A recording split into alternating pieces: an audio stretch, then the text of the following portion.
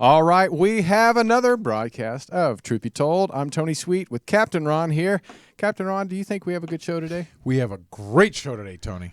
We have the current director of the National UFO Reporting Center, and I have to say this gentleman, listen, we were born in the late 60s. This gentleman did his first case in 1965, so he's been doing this quite a while. And we very honored to have him with us today. We have the one and only Peter Davenport. How you doing, Peter? I'm doing well, Ron and Captain Jack. It's a pleasure to be with you two gentlemen today. We love it. We love having you here, and this is going to be a fun show, I can tell already. We have a lot of questions for you because, listen, we have been doing this a while, but you've been doing this a long while. And one of my favorite things is I wish Captain Ron and I had more chances to go out and really do the searching for these events and cases, but you get to do this, every day. So first of all, I want to find out the number of cases with the technology nowadays. Are you seeing an increase or a decrease in the true definition of UFO? Yeah, people ask that question frequently, and the interesting response I have today is the number of reports that we're receiving is actually, it has diminished in recent months, and this is quite evident on our website where we list all the reports for a given month. And interestingly, I've discussed the very issue with Roger Marsh, who's the editor of the MUFON, Mutual UFO Network, monthly publication, UFO Journal, and he sees the same thing in their data. We have no idea why this is the case, but the number of reports the volume of reports is way down, about half of what is normal. And what do you contribute that to? Don't know. I was talking to another member of the press earlier today about that very issue, and I made the point that there are a lot of possible explanations, all the way up to and including global warming. Who knows what the cause is? It's a statistical nightmare trying to figure it out, though. Well, what is normal? Give us an what idea is normal? of how many? Yeah. Well, typically for probably 15 to 18 years, the number of reports ran in the vicinity of 400 to 600. I think the record was 1,100 2 or 3 years ago. In a month. Now we're posting about 250 a month. Do you think? So about half. Wow. Do you think? And this just popped into my head. I've been around a lot of more young, because I'm almost 49. I've been around a lot of the younger generation. Do you feel? And I mean, this couldn't really maybe affect the older generation, but do you feel that technology has distracted us so much because so many people are so looking at their phones all the time to where they're not looking up? Good. Yeah, that's exactly the theory this other gentleman put forth. He's writing an article on that subject, and it could very well be the case. The fact that two people have arrived at the same conclusion makes me wonder. But I made the point that if they're looking at their telephones, they're looking at a glass plate that would reflect things that are behind them, so they should be even more observant. But I say that in semi-mirth. I don't know what the cause is. Right. I hope it's not the quiet before the storm. Right. It's true. And I mean, I think technology it's beneficial to us, but also it could be detrimental. So one thing that I think a lot of our audience is, from 35 and older. There we have, several that are younger than that too. But do you feel that the people that are going out and looking for the UFOs and extraterrestrials, do you feel that it's the same agenda that it used to be, or is it more for celebrity? Because I feel now that, with Ancient Aliens, it's kind of put it in a different perspective, because when you started, people probably looked at you really crazy. Like, what the hell are you doing? Now it's very popular. It's kind of the in thing to do. It could be the case. It's very difficult to measure, quantify social trends, of course. Right. But I was born in January of 48. Back in the 50s and 60s, I think more people were willing to talk about UFOs than is the case today. Really? That's I shocking. frequently hear people say, "Oh, I don't want you to think I'm crazy, but," and that's the way they start. Back in the 50s and 60s, everybody was talking about UFOs, at least among my circle of friends. Wow. So I think there has been a change, but exactly what it is would be devilishly difficult to describe to everybody's satisfaction. Now, do you feel that the cases are very similar to what they were 40, 50 years ago compared to now, or Yeah. is the sightings different too? Well, there's some differences. For example, in late May of 2012, we suddenly started seeing not just a few, but lots of reports of clusters of what we're calling fireballs or orbs, a cluster being anywhere from 2 or a dozen or 200. And that phenomenon has continued. Although we saw it in years and decades past, it was not nearly the volume of reports that we see today. So there are changes. UFO investigators have observed over the last half century or more that these sightings seem to run in trends, waves of UFO reports. Why that is, God only knows. One could conjecture all day on it, but there are changes, and we've seen several of them during my tenure as director of the center. One thing when I hear orbs, because we do a lot on paranormal too, so when I'm looking at pictures of orbs, how do you determine it's an orb or if you're looking at the sky, that's one thing, because you're like, how do I know if it's not a star? How do I know it's an orb? Or if it's a picture, it's like, how do I know it's just not a planet or even just dust on the lens? Yeah. So how do we, as us lay people that don't really go out and do this stuff, how do we do that? How do we determine what is what? Good question. You look at a spherical object in the sky, depending on its size, it could be anything, a planet, a star, could be the space station, the International Space Station going over. But in many of these cases, if you haven't read them, you'll be quite surprised by what people have to report. In many cases, the orbs or fireballs are relatively large, if we can determine the distance from the observer to the orb. And even more important than apparent size is how they behave relative to one another. A careful reading of these reports on our website will show quite clearly that in many cases, objects in a cluster individual objects will suddenly accelerate and go streaking over the horizon and disappear in a very short period of time. That's hardly a weather balloon or filled with swamp gas or something along those lines. That was Roswell. Exactly. Now, go ahead. You have to read the data carefully, and there's a lot of data there before you really have a good feeling for this type of report. So are orbs and UFOs pretty much the same? Not necessarily. They can be, I guess.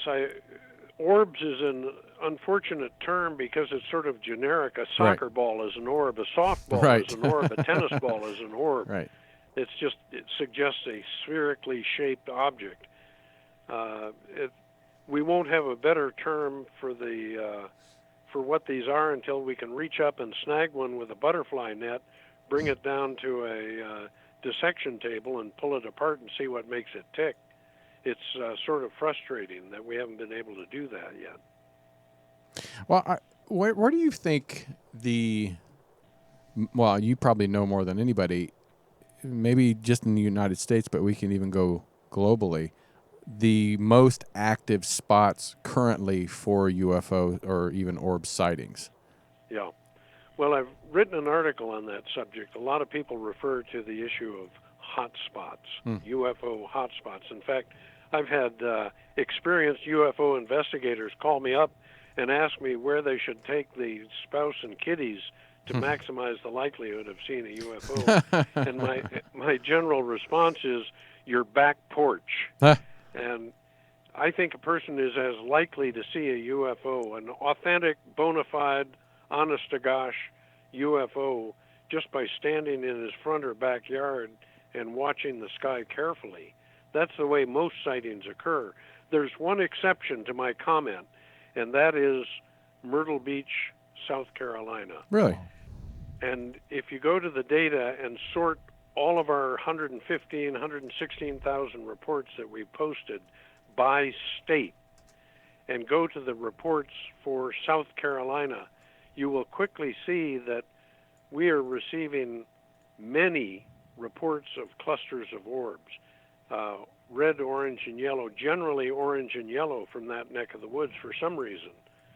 But that's the only hot spot that I can detect in the data that we've posted. Tony, that surprises me because I honestly thought he was going to name 6 places. Right. So out of 116,000 cases, other than this one exception of Myrtle Beach, you don't see any difference, huh? It's evenly spaced. There may be trends there that I don't see. I haven't quantified the data. I haven't analyzed it in any great depth. In fact, I'm not sure the data I've posted really could or should be analyzed quantitatively. It's littered with reports of planets and overflights of the International Space Station and so on, which makes it very difficult to rely on any kind of analysis. But I don't see any hot spots at all. A person in Keokuk, Iowa is as likely to see a UFO as a person in North Conway, New Hampshire. These objects are seen everywhere and in other countries as well. Well, I know I'm from Kansas. I grew up in Kansas, and in the 70s, we used to see a lot of activity around my hometown, me and my family and other people also. And then it kind of just disappeared. What do you think, in your expertise and your years of looking, why sometimes they appear in certain areas for a limited amount of time and then just disappear? Why do you think that?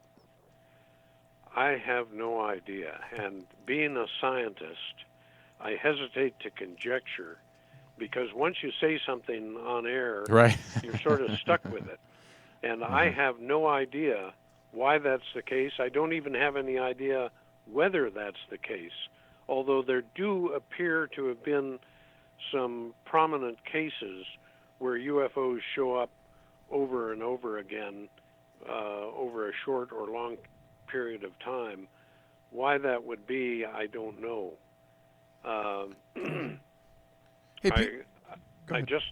have no answer for that. It's very frustrating. I'm sure it is. Well, Peter, along those same lines, I was just curious. You said 116,000 cases.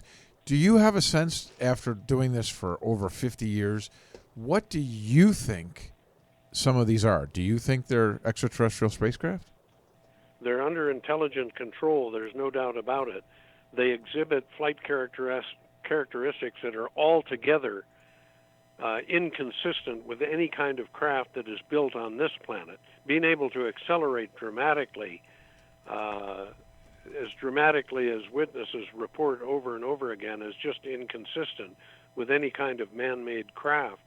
So my strong suspicion, subject to amendment based on more information, is we are being visited routinely by UFOs that are under intelligent control. Presumably they have creatures aboard them, although some of them may be remotely controlled, of course.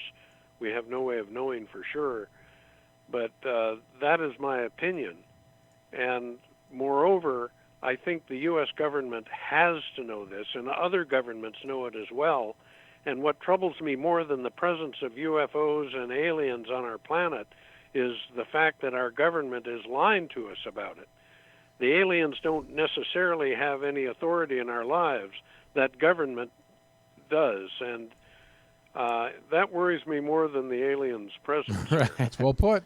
Well, I'm curious because you said you're a scientist, and scientific, studies is usually about the actual facts and what they discover, and you've never seen an alien, but you Not that believe I'm in, aware of. but you believe in it. So, as a scientist, how do you make the determination that there is alien life forms, since you have not really seen it face to face, other than just Well, by not only the number of reports, but the quality of some of them, and I emphasize some of them.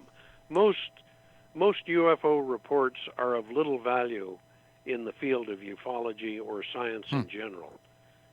People see and report all sorts of things.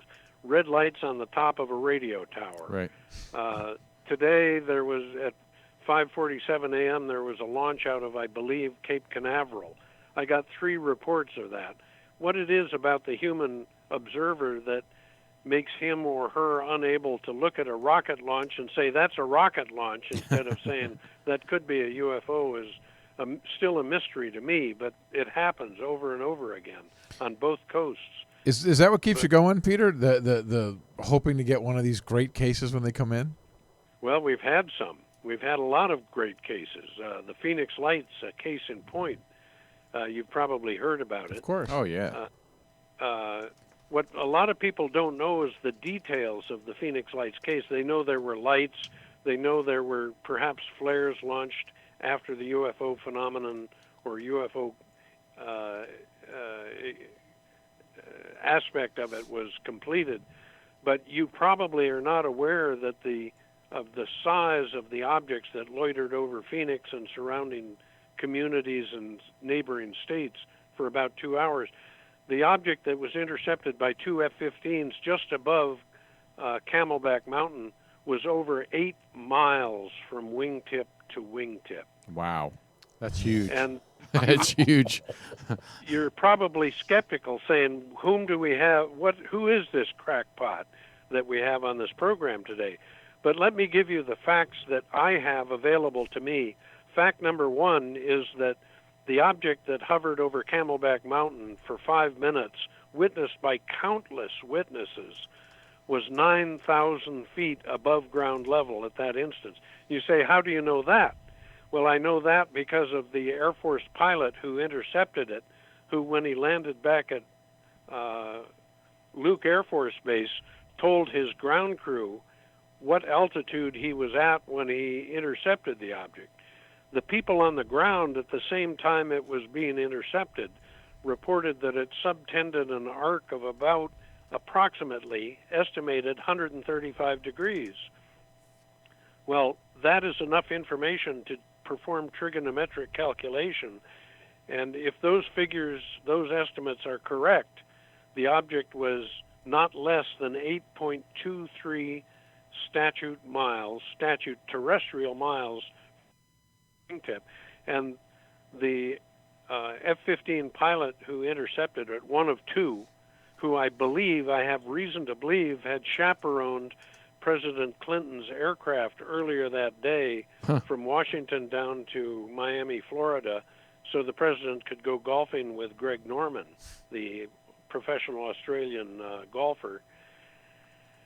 This pilot was babbling to his ground crew after he landed. He was unable to get out of his own cockpit. He had to be lifted out of the cockpit for some strange reason. He said that the object was immense. It stretched from his 9 o'clock position out the left-hand side of his canopy to his 3 o'clock position. Wow. That's 180 degrees. He said it was huge. Unimaginably large. Other people said the same thing. Wow. Because I'm kind of doing a little flashback of the recent. I think it's David Fravor, the Navy pilot that in 2004 saw and I find it fascinating, and this kind of goes back to for you as a researcher and a scientist of the proof of, especially people of credibility. When you heard the news about this gentleman, David, what was going through your head, and did you have a chance to maybe speak with him? Well, I haven't spoken with him. I would love to. Interestingly, he lives in Hampstead, New Hampshire, which is the neighboring town to East Derry, New Hampshire, where I grew up, where I lived when I attended high school, and where I lived when I investigated the incident at Exeter case back in September of 1965. I was heartened by that report about, I think it's Lieutenant Commander or Commander Fravor, I guess it is. Fravor, yes. His flight back in November of 2004. But the question I have for those ladies and gentlemen who are pushing this case, it appears, has all the appearances of being a legitimate UFO sighting, in my opinion. I will say that. But my question is, okay, the Pentagon has released one case. Where are the rest of them? Mm-hmm. When are they going to be releasing more cases? If there's one UFO, there's got to be millions of them. And since that information was released on the 16th of December last year, I have posted, I estimate, about 1,200 to 1,500 cases. Why Crazy. have they released just one case? I'd like to see the rest of them. Well, Yeah, there's more. oh, tons more. And I see that you ran for office back in 1992 as state Yes. Washington state legislation. Yes. First of all, Well, go ahead. I was just going to say, I ran for the legislature of the state of Washington. In 1992, I was a declared candidate for Congress. Good for you. I mean, that's pretty good. And what was this related to the UFO? No. No. Okay. I didn't know if that was something you're like, I got to know. I got to know. I got to go. I'm going to get into. It was all before I became director of the National UFO Reporting Center. So, and I know this is one that Ron really asks. It's like, what are they? What are they? And do you think we'll ever, in our lifetime, get to actually see the reveal of who these creatures This are? is like that fishing thing, Tony. He's been doing it 50 years. Right. And we still don't really, we're not Right. really that much closer to the answer. Right. Yeah, we've been exploring this issue for 71 years now, since Roswell, or even before. Mm-hmm. I think the phenomenon has been going on for much, much longer, maybe going back tens of thousands of years, if cave paintings are any fair indication of Right. what people were seeing back then.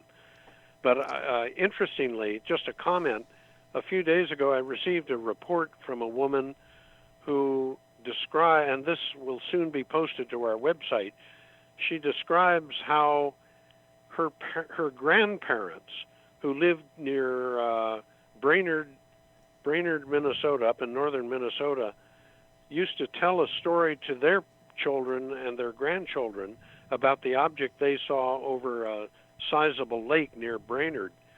I suspect this has been going on for a long time, and we're only just now beginning to awaken to it. And an analogy I would use would be that of electricity. We knew that there was something there. We could see sparks, we could hear lightning and see lightning bolts and so on and so forth, but we didn't know what it was. We couldn't control it. Well, the same procedure or principle applies to the UFO phenomenon. We've known it was there, but we don't know anything about it, and we certainly don't control it. Well, Robert Jones in our chat room, he actually has a question, and I thought, these are people that are interested in this subject. So he says, has there been any physical contact with aliens? And I'm going to add on to that. The National UFO Reporting Center, is it most about just sightings or also abductions? Well, it's a mixed bag. Mm-hmm. We get Bigfoot sightings, we get just everything you can imagine. But in response to Robert's question, I think you said his name is Robert. Yes. There clearly have been what I prefer to call interactions. Some people call them abductions, but technically speaking, we don't know the details of what happens. The most prominent case I would cite is that of Travis Walton, November 5th, 1975, down in southeastern Arizona, you probably know the story. We've I hope actually- you read his book. Go ahead. We've had him He on would several make a times. wonderful guest sometime. We've had him on several times. He's terrific. Oh, yeah. Okay, so you know the story. I don't have to embellish that story. I know Travis well. I trust him implicitly. He is, in my opinion, almost certainly a truth speaker. Mm-hmm. And there was a dramatic case where they were so close that they were touching him as he lay on that gurney after he'd been shot with that bolt of light. Interestingly, about 7 years ago, he and I spoke at a conference in Missouri, and I asked him whether he'd ever considered the possibility that he might actually have been killed by that bolt of light and resuscitated back to life while he was aboard the craft. It's an interesting possibility, and he looked at me across the dinner table and he said, yes, he had considered that possibility. So there's some very interesting ramifications from that case and from many other cases that we do not have answers to. Yeah, he doesn't come across as someone that just wants to be, heroed or put in the spotlight. He's not a bullshitting kind of No. guy. Yeah, he's Quite not. the opposite. Right. I find him to be self-effacing, Yeah. modest, and that's what leads me to believe that he's telling the truth as he recognizes it. Now, in your years of research, have you been finding, because we hear all about different species of aliens, Yes. are you finding that you're finding that too, that there's multiple species of aliens, or do we just kind of the grays that seem to always be spoke of? Well, we don't get many, I don't receive many reports of aliens, some exceptions. I would say there might be a few hundred alien sighting cases in that 116,000 cases we have posted. That's an estimate subject to revision, perhaps even radical revision if I were able to read every one of those cases. But we just posted, last week we just posted a case that was investigated. I can reveal the gentleman's name because he's well known to the UFO community, and I have his permission to do so. Ron Wright, who's a very experienced UFO and Bigfoot investigator down in Oregon, who received a report on the 6th of June, maybe a day or two after that, from 3 people who had spotted a typical gray alien in the woods near Siletz, Oregon, on the coast of Oregon. So these interactions or abductions are occurring, or sightings at a distance are occurring on a regular basis. But humans, it's worth noting that humans don't appear to be in control under those circumstances. They're passive observers generally. Travis Walton being the rare exception, in my opinion.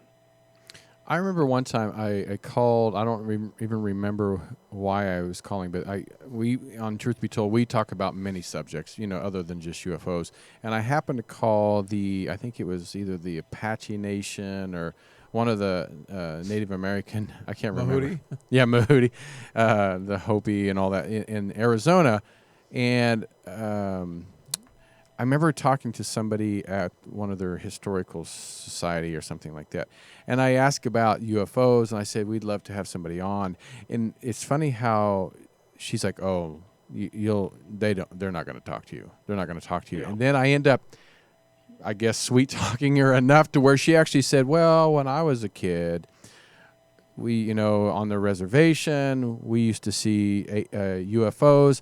In fact, we used to see the aliens through the windows. Like we could see that they were so close that we could actually see figures in the window."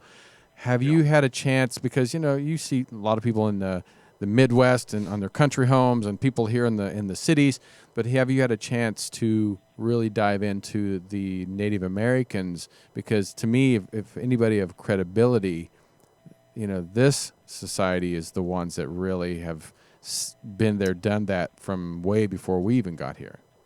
Yeah. I actually have had a few contacts with Native American groups, and one in particular I remember it well. It was a Dr. Feather from Idaho who had the trust of the Nez Perce tribe in Idaho. And he claimed that they had sightings on a regular basis. But again, the problem of quantifying that, are they any more frequent than what other populations in our society experience? Right. At this stage, I have no reason to believe it is, but I'm, again, subject to amendment. But Native Americans, they have told me, are hesitant to share this information, but it causes me to see red, because unless these cases are written down, detailed written statement testified to by the author, the information is really not very useful. Everybody wants to, there's a strong urge in people to want to tell their story. They want to tell their story to somebody. The point I make is it's a waste of time. Unless all that information is going to be written down and preserved, it really doesn't do any good at all. Peter, After that's the telling of fantastic. the- This is telling of the I wanted story- to. Yeah. I wanted to Go say ahead. something here, Peter. Exactly, because Tony and I, now that we're doing the show, we do get approached to people. We go to these conferences. People come up and they have their story to us, and we often say to them, "Did you report it? Did you call you, or did you call MUFON?" No. Almost always they say Almost no. always. And do you run into that? And does that drive you crazy? Because it's such a noble thing that you're tracking this. Maybe that data someday will be able to be culled for some good information. Yeah. You've touched on the very reason that I'm such a snarling curmudgeon at a young age. That's great. We love it. It drives me batty. I generally hesitate to try to quantify things, to cite specific numbers, but I will, in this case, in response to your very good comment and insight into the problem we face in ufology, I will make a rare exception. My estimate, based on 24 years of experience, is that out of somewhere between 10,000 and 20,000 sightings of an authentic UFO by a qualified observer, that is somebody with normal vision, normal sanity, and so on and so forth, in the United States, only one of those 10,000 to 20,000 sightings has ever been written down. So you can take So that we are 116 missing crazy. the extrapolate it out. overwhelming bulk of UFO sightings. Hardest thing I've ever done in my life is try to get an average American to sit down at his computer for 10 minutes and write a detailed report of his first UFO sighting. Can't be done. Isn't that They terrible? fight, they'll want to talk for hours. Oh, yeah, they will want to talk for about it, hours, yeah. But they will not take 10 or 15 minutes to sit down and write a detailed statement to record Yep. the facts surrounding their sightings. This is a great point, and this is all this data is lost. And we're perfect first-hand examples of it, Tony. You and I have first-hand accounts of people doing this all the time. Constantly, yeah. We And get to hear a lot. It's really a shame. We always say it. We do say, well, report it. Call Peter. Call Yeah. MUFON. Because Well, I'm it grateful should for be. your support, We do. gentlemen. You note of support. This just happened last It's- weekend at AlienCon. The hardest job I've ever had in my life is not running the hotline.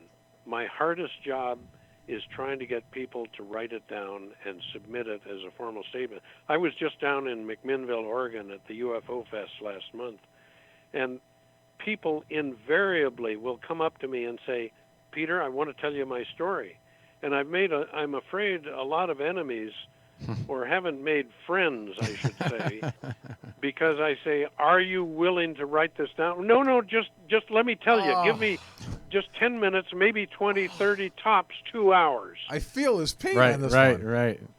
You can probably feel my frustration. No, I'm with you because it drives me crazy too. Because I think that data, I fantasize about this huge spreadsheet, and you go through 116,000 cases times 10,000 we should have, and you go through and you say red light, blue light, green light, yellow light, and you keep track. Yeah. And then you'll have at the end, we'll say, well, most of the cases are triangles. Most of them have red lights. Most of them are blank, blank, blank, blank. And then you can kind of see patterns, and you can use that data. The fact that people, it's just a story that's meaningless. Yeah, yeah. Yep. Well, it's very, very difficult work. I get calls from young people all the time who are doing a report for school, and they want to know how to become a UFO investigator, and I try to convince them to get as far away from the field as they possibly can. There are no benefits to being a UFO investigator unless you're just steeped in the subject and intrigued by what the truth of this matter is. That's you us. have to have a hard scientific approach to the subject to make it all worthwhile. What drives you to be so into it? Well, I saw one, and I know that these objects, in fact, I've seen more than one. I've seen 5 and heard one. And it is the biggest scientific question in the history of mankind, namely, are we alone or are we not? And my clear response to that question is we are not alone, and I want to know why the government is lying to us. And there's the possibility, the specter of possibility, that our government and affairs on this planet might be being influenced by the presence of aliens who have a command of technology that we can't even imagine. So if that's the case, I want to know the answer to that question. I think it's a perfectly reasonable response on the part of a curious-minded scientist. What's going on here? Tony, I think it's fantastic. Peter hates people because they don't report. He hates the government because they won't tell us what's going on. I'm with you. I'm right there, buddy. It sounds like we're kindred spirits, gentlemen. Oh yeah. And actually, why do you think a lot of politicians, I mean, they get in office, they get in positions where they do have clout, and I know even when I talked to, I'm not going to say who it was, but somebody, a very well-known UFO researcher, and they were hoping Hillary Clinton was going to win because they really felt that she was going to disclose and open up the Pandora box about the truth about UFOs and aliens. But since she didn't win, it kind of just went away, and we're hoping somebody's going. But it seems like a lot of people, once they get out of politics, is when they start speaking out. Why do you feel like we don't believe them once they're out? Why do they have to be an active politician, and then once they leave politics and they start talking, why do people disregard that? Because well, I don't know that that's the case. In the case of former Arizona Governor Fife Symington, right, people didn't believe him until after he got out of office. Right. Really? Yeah, he saw at least one of the objects involved in the Phoenix Lights event. He's one of the people who has us convinced that the objects were unimaginably large, because that's what he reported, I believe. Yes, but it's his fault for mocking it in the beginning. Yeah. Well, Congressman Peter Schiff from New Mexico was pretty convincing as a member of Congress. He wanted to get to the bottom of the Roswell issue and other issues as well. So I'm not sure your observation applies to all politicians. And on the subject of Hillary Clinton, I think her claim to be interested in the phenomenon and the fact that she didn't know the answer to the question was probably a little disingenuous. She, as Secretary of State, would have been on the inner circle. She would have to have been on the inner circle of people who knew the truth about the UFO phenomenon. Well, hold up. And Don't they say that that's outside of the government, really? Like it's black projects kind of stuff? Don't you think that's what I hear in this community all the time? Well, I wouldn't want to be the director of a black project that had to do or had the truth about the UFO phenomenon and have to explain to a member of Congress why I didn't tell him or her what I knew about it. That's called full unemployment. But you were perhaps not aware that President Bill Clinton may, and I emphasize may, have been injured as an indirect result of the Phoenix Lights. Were you aware of that? I've never heard that before. Well, let me recreate what happened just very briefly. Phoenix Lights, the biggest, probably the most dramatic UFO event in the history of modern ufology since 1947. That's my opinion.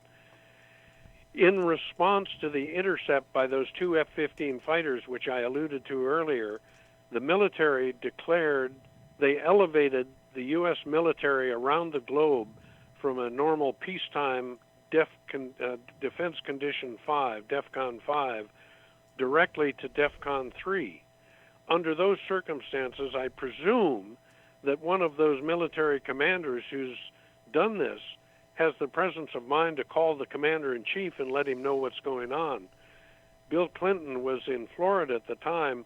That was the night that he was injured. He allegedly injured the ligaments of his knee when he was staying at the home of Greg Norman.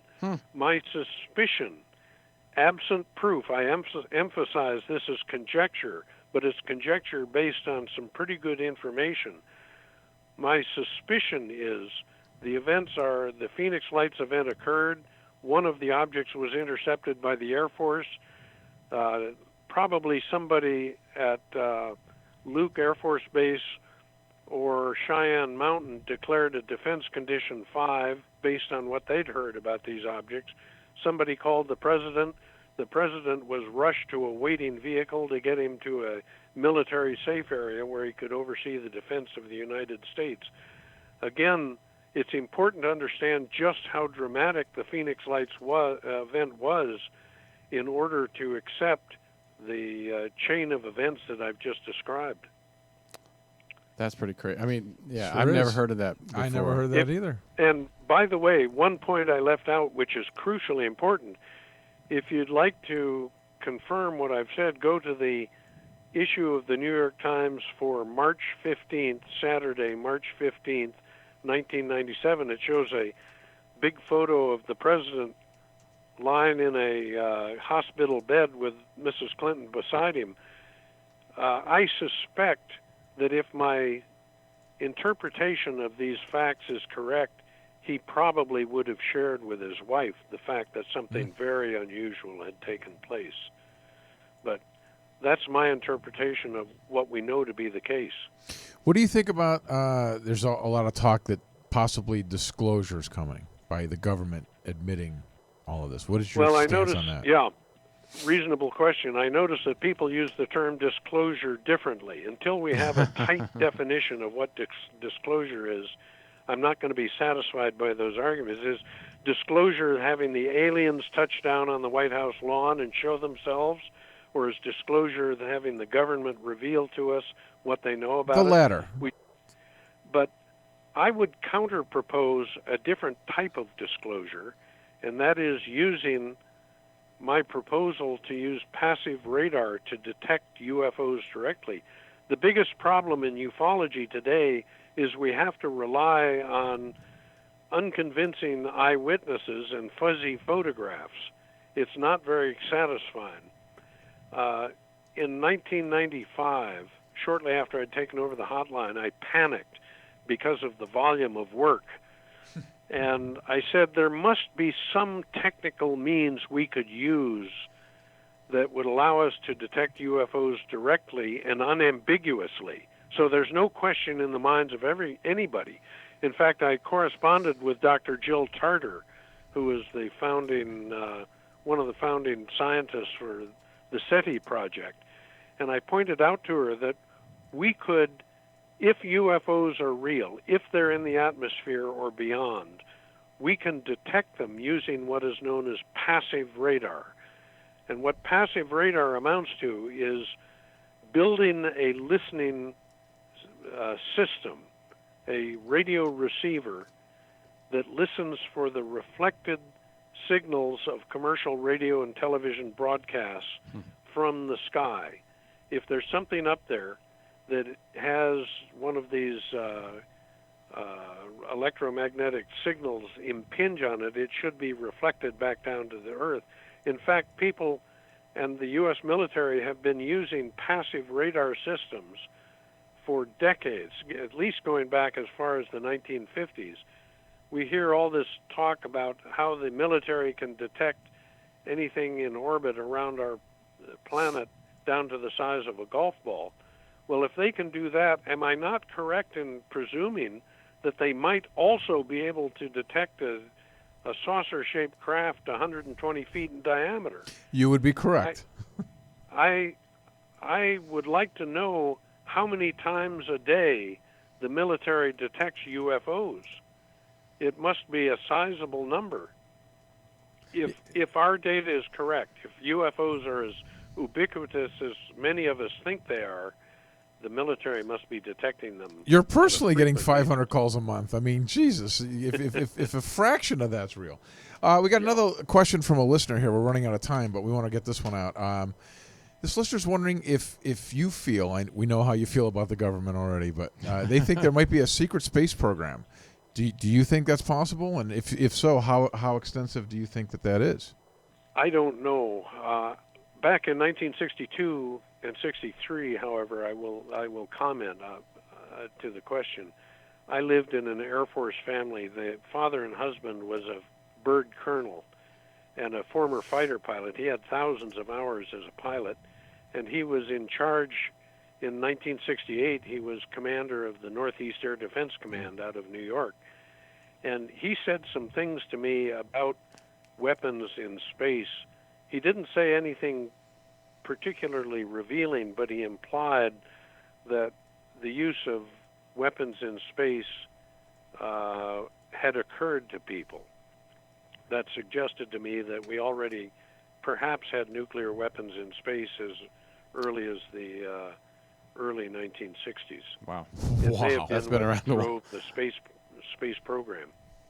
Well, we have just about 1 minute left, and this has gone so fast, and we have so many other questions, but very fascinating. And my last question is, for people like ourselves or even our listeners that want to get involved in, like you said, you steered away younger people, but there's still people that are not going to listen to you. But so if they're going to do it, how do we do it right? How do we report correct information? What do we need to do to make sure we get you the right information so it can be credible?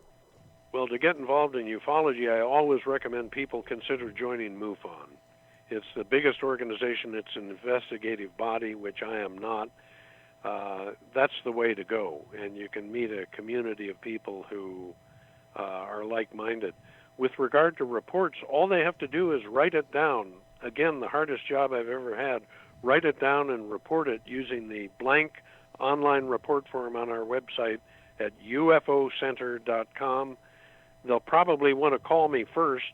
I'll take a short call, but the real gist of any report is a written document that preserves the information. Again, our website is ufocenter.com. Write it down and report it. And also, please don't waste his time. There's a lot of people I've heard that call in just giving you guys a hard time or even just bogus. Yeah, it's a noble thing he's doing. Let's support it. This is not just for the fun of it. He's actually trying to get information out to all of us for hopefully the big disclosure and the contact. So, but thank you. For that comment. Of course. Well, Peter, thank you so much for being on Truth Be Told. We really appreciate you being here. Well, thank you for the invitation, gentlemen. It's been wonderful to work with you, and maybe we'll do it another time. There's no maybe. There will be. Will be. That'd be great. All right. Well, thank you, everybody. Thank you so much for tuning in to Truth Be Told. We appreciate you. Please support people like Peter and please even us. And report these UFOs. Report it. Yes. Write it down. Send it to them, and that's going to help them a lot. So please go to our YouTube channel, Truth Be Told Radio on YouTube. Subscribe, leave comments, and also on truthbetoldworldwide.com. That's our website. Check on all our upcoming guests. We have some great guests coming up, and we're always surprised that the people that just keep coming to us. So, but for Captain Ron and myself, this is Truth Be Told. Until next time, see you then.